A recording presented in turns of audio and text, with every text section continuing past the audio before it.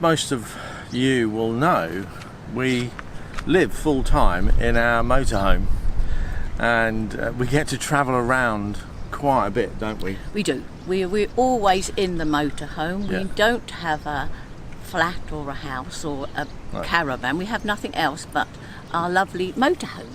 Yeah, we've sold up completely, Yes. and everything we own Yes. is with us. And it took me a little while to get used to that sort of lifestyle, didn't Yes, it? yes, it did. I think it was retiring and then selling up at the same time caught me a little bit unawares. So I was missing working. I was missing being in one place and having a lot of business contacts that I could go and chat to over a coffee and stuff like that. But then as you get used to it, Yes.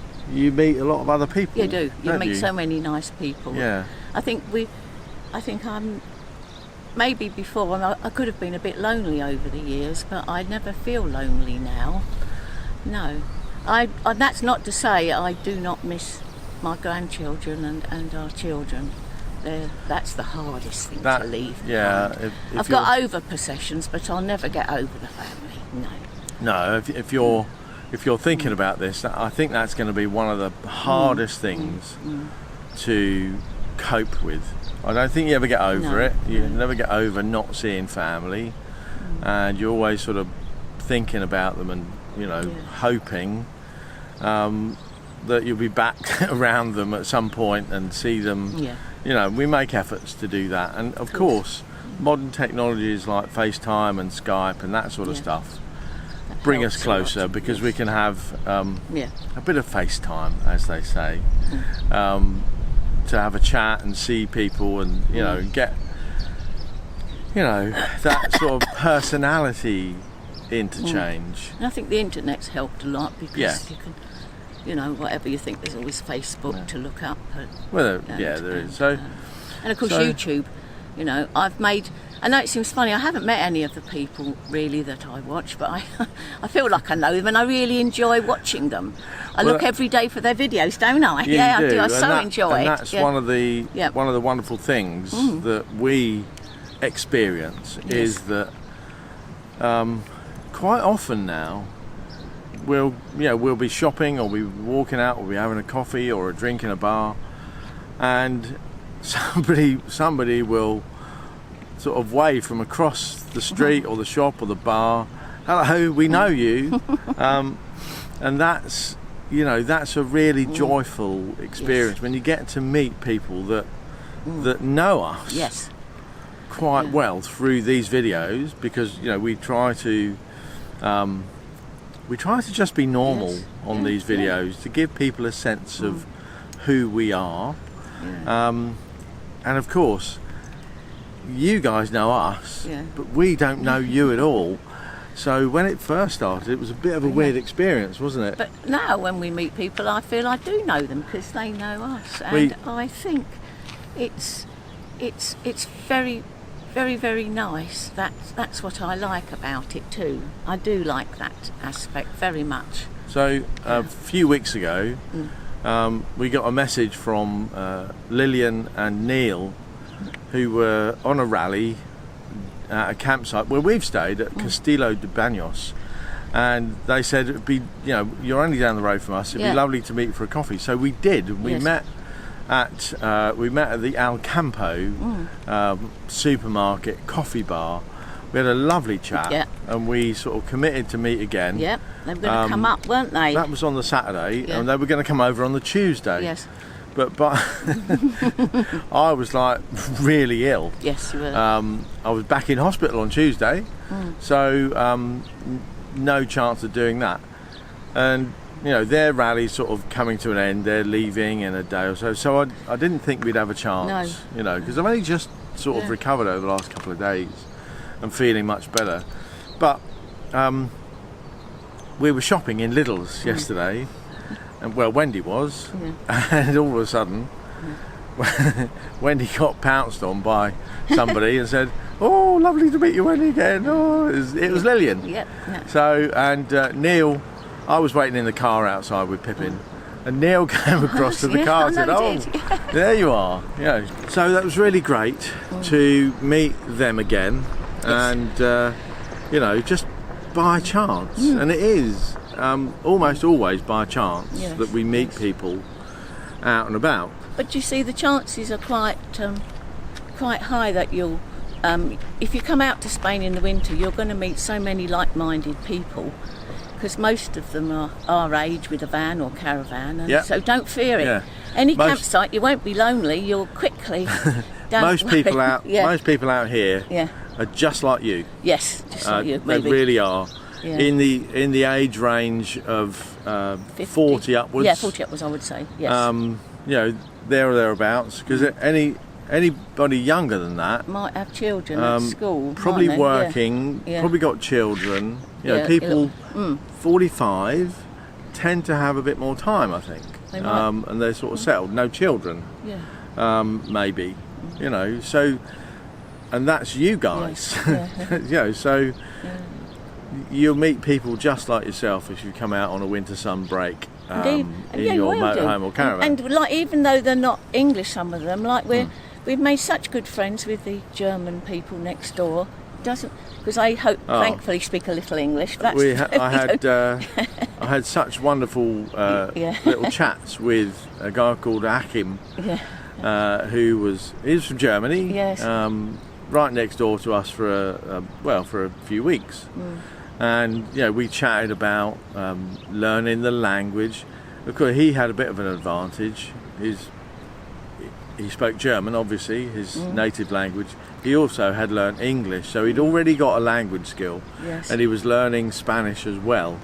So I think once you've learnt one language, you probably find it easier to pick up others, so that you get the ball rolling. But it's a real struggle, isn't it, for us, not having learnt any language. I mean, the last language skills we did were nearly 50 years ago. Oh yeah. when we were sort of just joining secondary school, and you started to learn French or German or whatever the language of the day was, and you had a few terms of that, and learnt to say je m'appelle. Stuff like that, and bonjour, and that was about it. I know people do go on to master those languages, but that's the last time we did any language skills. And we're trying to, we haven't taken any language classes here, mainly because we sort of move around a bit, and we also find it a little bit of a challenge travelling across so many countries. I end up saying bonjour in Spain and hola in Germany. I know. So do I. Yeah, I get muddled. And you tend to sort of, you're still in the Spanish language mindset when you get into France. And buenos dias, bonjour. It's all, the language is so similar, isn't it? Buenos dias and bonjour. It's it sounds a bit the same. So, and then you get to German. I can't remember what the good day for. Morgen, that's morning. Oh, good Morgen. Yeah, That's right. Yeah. So, and then you're into Sweden. Lord knows what the Swedish is.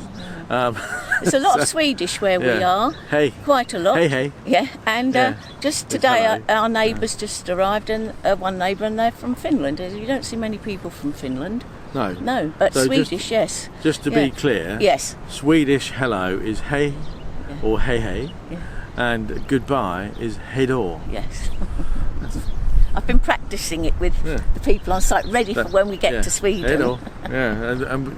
And so. Yeah. But we do get a lot of Swedish practice with our grandsons while we're up there, because they both, the 2-year-old is just starting to speak a little bit of English and a little bit of Swedish, but the 5-year-old is, he's sort of almost fluent in 5-year-old, he is fluent in 5-year-old Swedish and English, so he interchanges the language. Sometimes he'll include Swedish and English words in the same sentence when he's speaking to us. That's quite confusing. But these are all the joys of living full time and travelling in your motorhome or your caravan So if you've ever thought about doing it, Oh, yeah. give it a go. Yes. The van life is superb. A little bit of getting used to, just a little bit. Yes. But once you downsize and get all your Yes. Emotional. your stuff stored away, all your Yes, possessions, get rid of that emotional anguish that happens to everybody. You know. I mean, you can, if you can pay for a storage room, can't you? Or lockers, they call them, if you want to. Yeah. You know, and see if you miss the stuff or use it, you might find after a couple of years Well, you don't really want it. A lot of now. people don't sell up their houses; No, they rent them out. Yes, they do. But, yes. Yeah. So we were speaking to people. And I don't want to mention who they are, but we were speaking to the people, and they sold up. Well, they haven't sold up. They'd rented their house out, and now the couple that are living there are split up. The guy's still in the house. He's not paying the rent. Hasn't done for several months, and now it's a nightmare.